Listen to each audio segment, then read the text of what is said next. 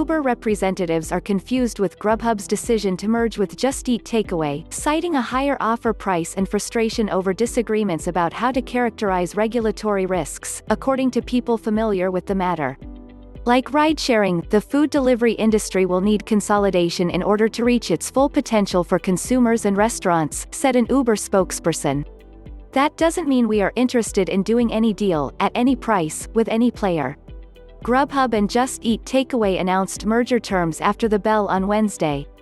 Just Eat Takeaway offered 0.67 shares for each Grubhub share, an implied value of $75.15 for each Grubhub share based on June 9's €98.60 Just Eat Takeaway closing price.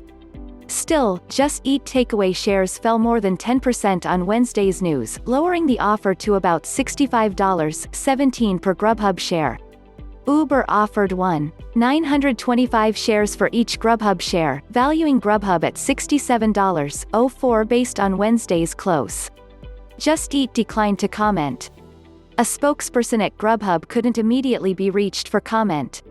Grubhub chose Just Eat's proposal because of more regulatory certainty, two of the people said.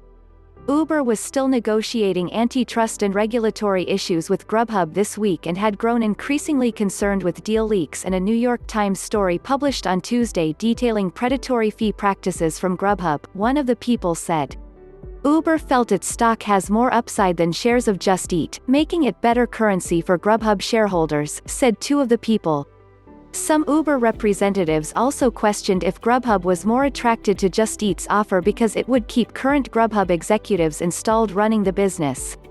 Uber also believed it would need to stop several undesirable business practices from Grubhub, including phone charges and cybersquatting, or buying domain names with the intent to profit from them. Grubhub has denied cybersquatting in the past.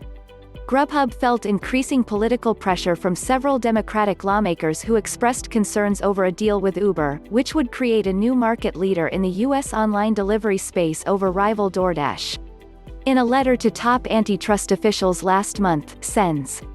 Amy Klobuchar, D-Minn, Richard Blumenthal, D-Conn, Patrick Leahy, DVT, and Cory Booker, DN.J, urged the agencies to investigate the deal if it closed.